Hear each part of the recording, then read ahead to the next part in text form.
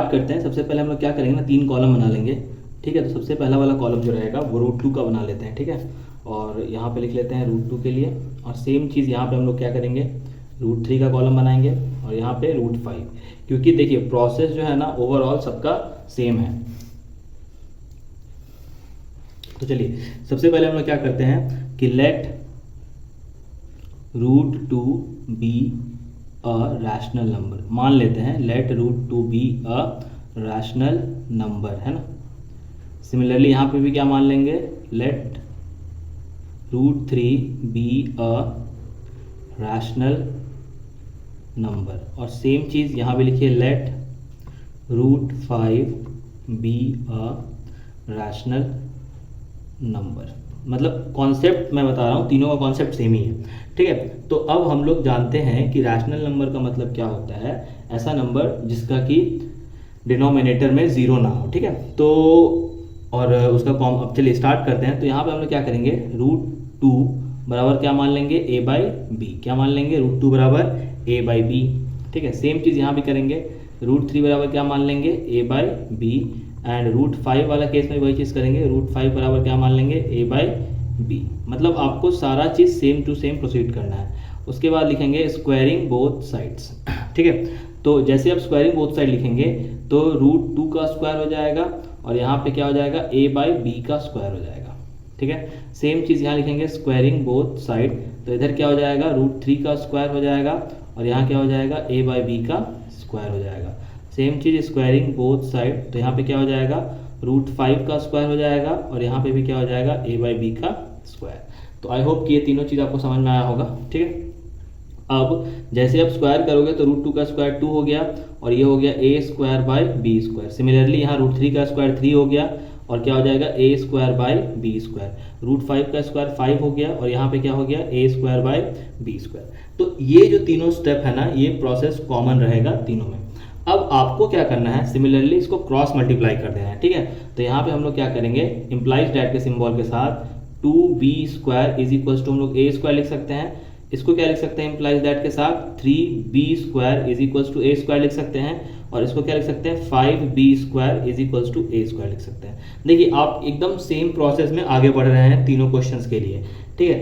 But यहाँ पे आपको जो है ना बस एक चीज ध्यान रखना है, वो क्या ध्यान रखना है, तो यहाँ लिखना है कि 2 डिवाइड्स, ये लाइन आपको लर्न करना होगा, 2 डिवाइड्स a², है ना। यहाँ पे 2 जो है वो a² को भी डिवाइड करेगा, तो अगर 2 a² को डिवाइड करेगा तो 2 ऑल्सो डिवाइड्स कितना, 2 डिवाइड्स a। मतलब अगर वो a² को डिवाइड करेगा तो इसका मतलब क्या है, वो जो है वो आपका क्या बोलते हैं, a को भी डिवाइड करेगा। सिमिलरली यहाँ पे आप वही चीज़ 3 के लिए लिखेंगे, तो क्या लिखेंगे, 3 डिवाइड्स, क्या लिखेंगे, 3 डिवाइड्स a²। तो यहाँ पे क्या लिखेंगे, अगेन यहाँ पे लिख लेंगे 3 डिवाइड्स a। मैं यहाँ पे सिंबल बनाते चल रहा हूँ। सेम चीज़ यहाँ पे आप लिखेंगे 5 डिवाइड्स a²। तो वही चीज़ नीचे भी लिखेंगे 5 डिवाइड्स a, ठीक है। क्या लिखेंगे, 5 डिवाइड्स a। यहाँ तक आई होप क्लियर हो रहा है आप सभी को। अब एक स्टेप और लेना है, तो लिखे लेट a बराबर क्या लिखेंगे, लेट a बराबर 2c। आपको a का वैल्यू को अज्यूम करना है। उसी तरह यहाँ पे क्या करेंगे, लेट a बराबर, जो भी आपका प्रूफ करना है ना 2 √2, तो वही चीज़ यहाँ पे अज्यूम करेंगे, ठीक है। ये बात याद रखिएगा।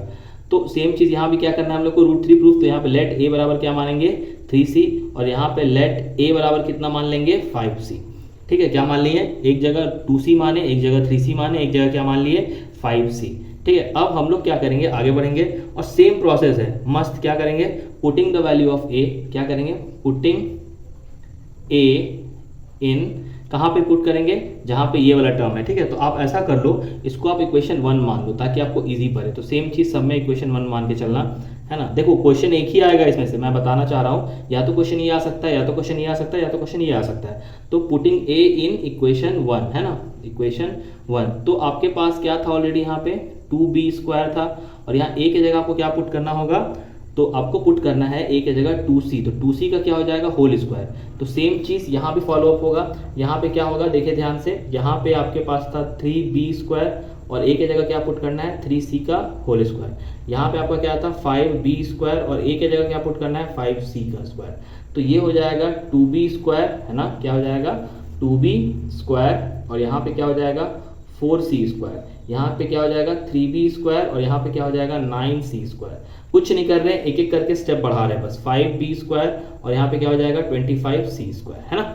अब आप देखो ध्यान से, सबसे पहले ये चीज़ यहाँ इसके लिए लिखे थे, है ना, ये दोनों लाइन। अब यही लाइन हम लोग अभी फिर रिपीट करने वाले हैं। तो चलिए अब ध्यान देंगे यहाँ पे क्या लिखेंगे हम लोग, वही सेम चीज़, वही सेम फंडा। यहाँ पे लिखेंगे 2 इंप्लाइज दैट 2 डिवाइड्स, क्या लिखेंगे 2 डिवाइड्स बहुत ही ध्यान से, 2 डिवाइड्स लिख देंगे b², है ना। क्या लिख लेंगे 2 डिवाइड्स b², क्योंकि यहाँ से अगर आप 2 से काटोगे तो क्या हो जाएगा, 2 से 2 2 जा कट जाएगा, ये इधर 3 से कट जाएगा 3 3 जा, और यहाँ पे 5 से कट जाएगा, ये 5 5 जा। सिंपल कट करके आपको चेक करना है। तो अब आपके पास अगर देखें तो b² 2c² आ गया, यहाँ पे b² 3c² आ गया, और यहाँ पे b² 5c² आ गया। तो हम लोग यहाँ पे क्या लिखेंगे 2 डिवाइड्स b², और वही चीज जैसे यहाँ लिखे थे ना 2 डिवाइड्स a², पहले आपको a² से डिवाइड करके दिखा देना है, फिर b² से। तो यहाँ पे क्या आ जाएगा 2 डिवाइड्स, वापस से सेम लाइन 2 डिवाइड्स b, है ना।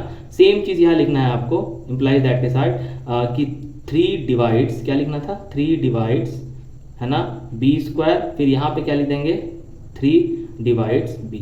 सेम चीज यहाँ भी 5 डिवाइड्स, क्या लिखे थे हम लोग 5 डिवाइड्स, पहले a² लिखे थे, अब b², है ना, और उसके बाद फिर क्या लिख देंगे नीचे में 5 डिवाइड्स b, है ना। अब आप देखो ध्यान से, आपने a² को भी डिवाइड कर दिया, b² को भी, a को भी डिवाइड करवा दिया, b को भी डिवाइड करवा दिया, ठीक है। अब यहाँ पे हम लोग एक काम ये लिखेंगे, एक बहुत ही सिंपल चीज यहाँ पे, since 2 is a prime, since 2 is a prime, ये लाइन आप बस खाली लिख दीजिएगा, आपका क्वेश्चन खत्म है। सिंस 2 इज अ प्राइम, है ना, 10 यहाँ पे लिख लेंगे 10, ये इंपॉर्टेंट है, यही रीजन आपको याद रखना जरूरी होता है। 10 2 इज अ